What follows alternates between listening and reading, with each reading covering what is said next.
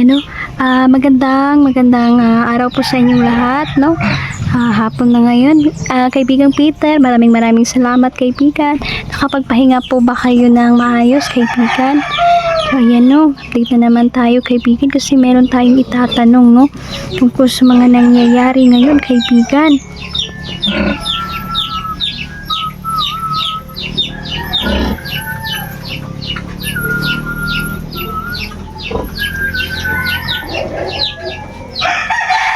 Opo.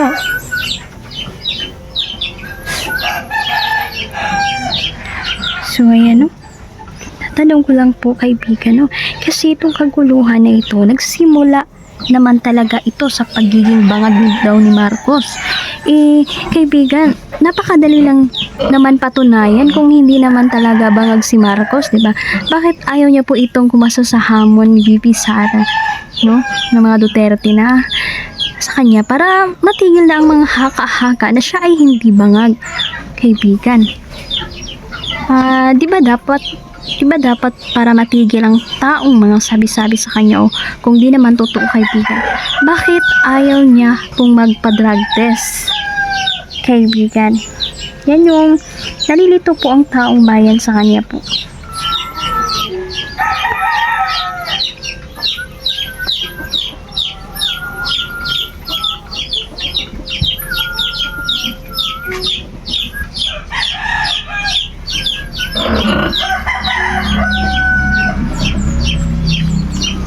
Opo, kaibigan, no?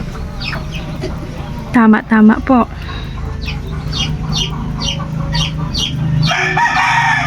Diba kung wala namang tinatawag? Ganun lang naman kasimple, no? Kaya nga, kaibigan, sinisigaw talaga, no?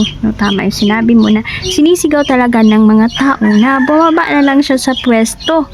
Kasi ayaw niya namang magpa-drug test, diba, kaibigan? Opo.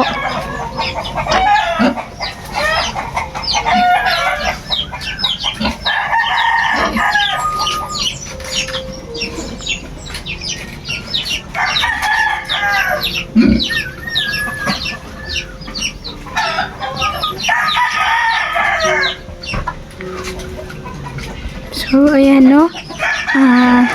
Tama po yung sinabi mo, kaibigan. Sabi nga ni kaibigang Peter na si BP Sara ngayon, no? Totoo. So, yun yung ano natin talaga, no? Yun din ang mga balita ngayon. No? Sabi ni kaibigang Peter na si BP Sara hindi talaga magkumpiyansa ngayon dahil posible na hindi na si Tatay Digong ang maging target ngayon kundi siya na, kasi posible na mamiligro, no? Manganganib ang buhay niya kasi siya na po ang susunod na presidente, no? Tama po ang mga sinabi mo ngayon, kaibigan.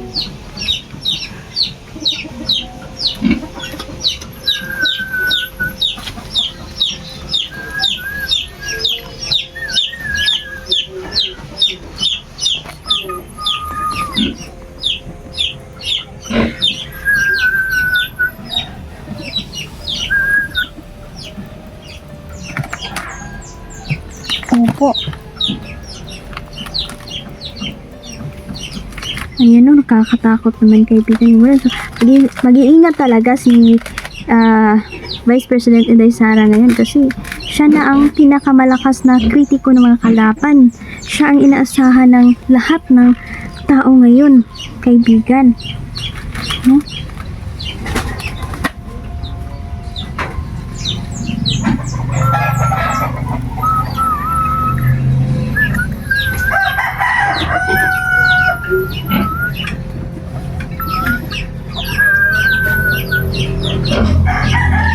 Opo, kaibigan, no?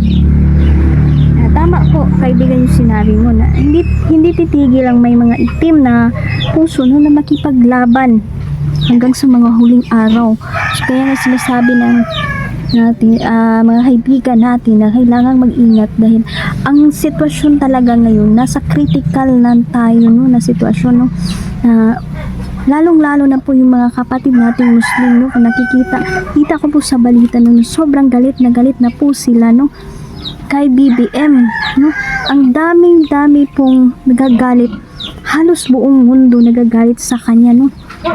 Makikita mo ang dami pong nagpapakita ng pagmamahal kay Tatay Digong ngayon. Opo.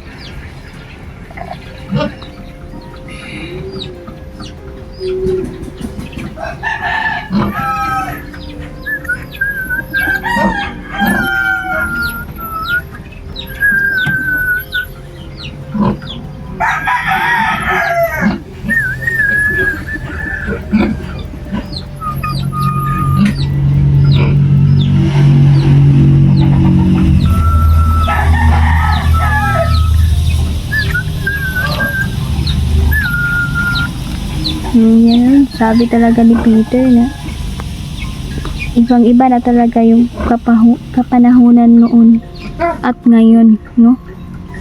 Kaya dami talagang sumasaludo sa ating presidente, no? Na si Pangulong Duterte, kasi ang dami din daw niyang natulungan, no?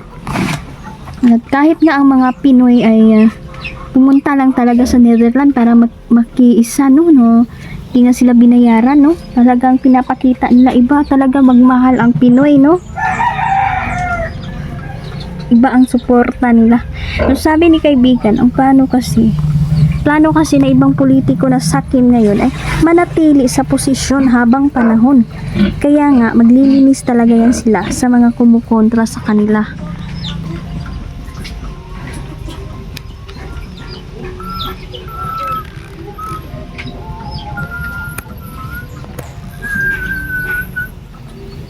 Opo, kaibigan.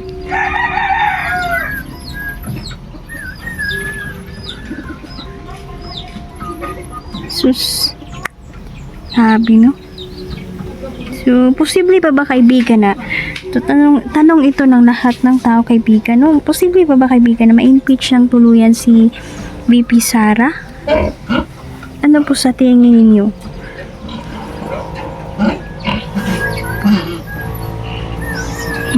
Sabi niyang kaibigan natin, no, na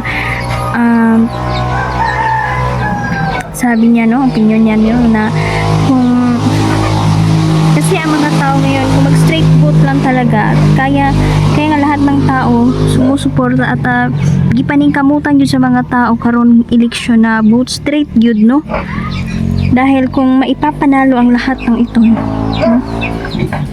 kaalyado ni Pangulong Duterte, no, ay walang magaganap, no, na impeachment, no, para kay VP Sara. Diba na ang mga tao karon maningkamot yun nga mag straight vote yun, no, para kasi ito malaking tulong ito para mapigilan ang impeachment, no, ni VP Sara. Tama po, kaibigan. Nakakatindig balahibo ang mga kaganapan ngayon, no? So, ang mga drug addict talaga, drug lord, galit talaga yan sila kay Pangulong Duterte.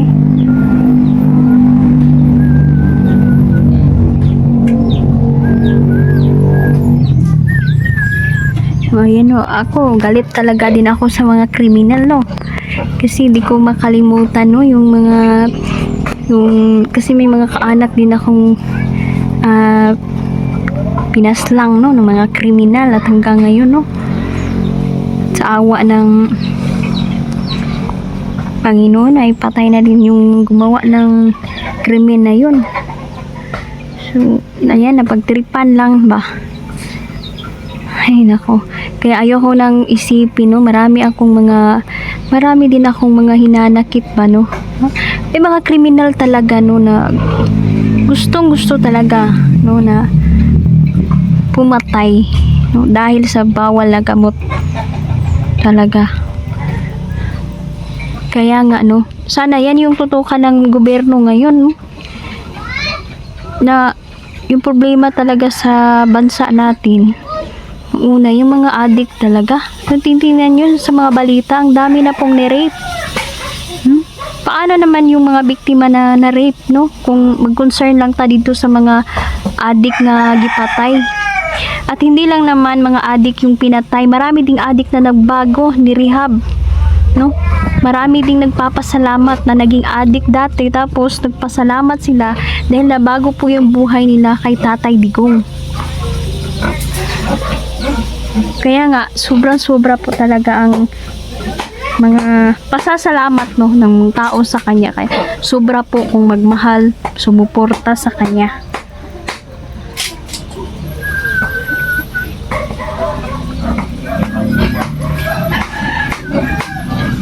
Opo, kaibigan. So, ayan o, opinion ko ito ha. Tama naman yung kaibigan ko. Opinion ko to. Kung makakauwi naman si Tatay Digong, kailangan may close security talaga, no? Dapat huwag kumpiyansa, lalong-lalo na sa airport, no? Paglabas niya sa aeroplano, baka may mga masasamang tao po na mag-aabang. Hindi po natin alam ang takbo ng utak ng mga kalaban.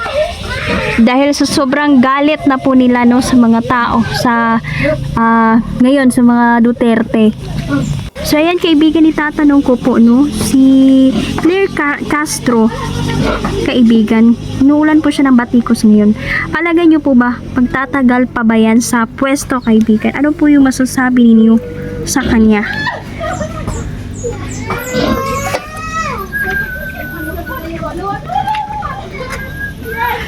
Opo kaibigan, no? So, sabi ni kaibigan, hindi rin yan magtatagal sa posisyon niya. No? So, may posibilidad pala na matanggal ito. Kaibigan. O, yan. So, kaibigan, no, may tatanong po ako tungkol po ito sa panaginip ko. Kaibigan, no? Alam ko pong babala yun, no, na malapit na talaga ang pagbalik ng ating Panginoon, kaibigan. Dahil marami na pong palatandaan ngayon, no, na nasa huling mga araw na tayo. Kasi kung makikita nyo, ilang digmaan na po, no? Ilang digmaan pang bansa, mga krisis, kalamidad, kaibigan, mga salot, at mga di kapaniwala, no, mga nangyayari. Tapos ang dami pang mga antikristo na lumalabas ngayon. Nung sa panaginip ko po, ay nakita ko po ang paglabas ng halimaw na may 7 ulo sa ilalim ng dagat, kaibigan. At ang dami pong namatay. Andun pa din yung bata, kaibigan. Isang batang propeta na dala pa rin niya ang tungkod niya. At sobrang nalungkot po siya sa kanyang mga nakikita. Sinabi niya sa akin na may kalamidad, lakas ng lindol ngayong taon. Ang maaari natin gawin talaga, no, na magdasal lang talaga. Dili ta mahunong sa pag-ampo. Magdasal tayo.